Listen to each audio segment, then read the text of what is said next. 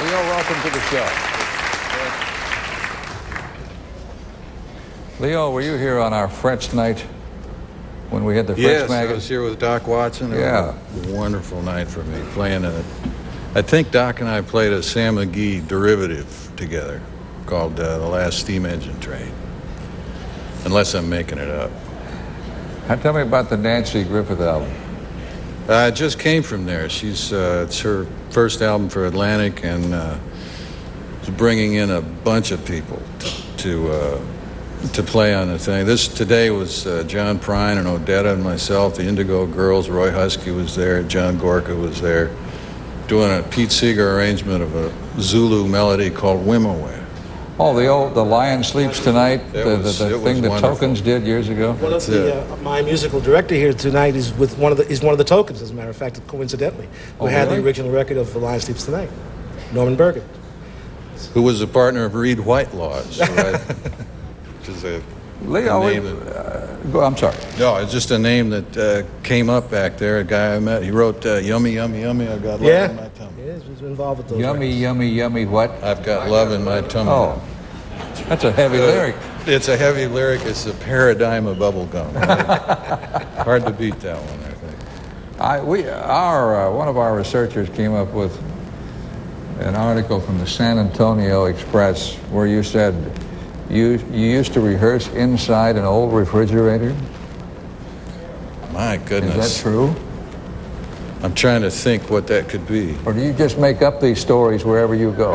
I get desperate sometimes, and maybe a refrigerator was the best thing I could think of. I've spent a lot of time rehearsing in cars. The thing that I've spent the most time on is singing. Since I'm an instrumentalist, I found I need a little help when I sing, and I got some advice from one of the singing sergeants in the Air Force that told me to lie down when I sang. It had something to do with your diaphragm. So I tried that. I recorded a record called Ice Water flat on my back, and it didn't help. I tried. He also suggested holding onto a doorknob, or both ends of a doorknob, and singing, and trying to lift the door out of its hinges at the same time. While you're singing? While you're singing. It's think a problem. That would help me? I don't know. Again, I don't think it had much of an effect on my singing. Oh, you tried that? Oh, I tried it. I was willing, I guess is the word. Leo, you are a legend in so many circles. Why do you want to sing?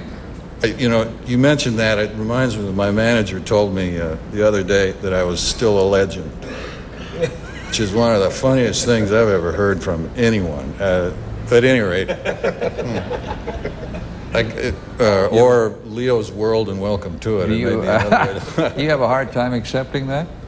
Well, still a legend is it's an interesting twist on the idea that as far as a legend, I know who my legends are, and somebody in the audience tonight, some ladies from Wyoming, Sally and Robin and Susan and Amy, wanted to know who.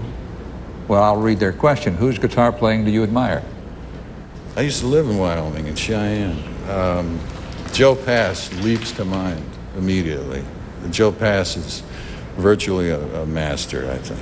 And then there's an endless string of terrific musicians. It's the nice thing about the guitar is you can drop it on the floor and it'll sound good.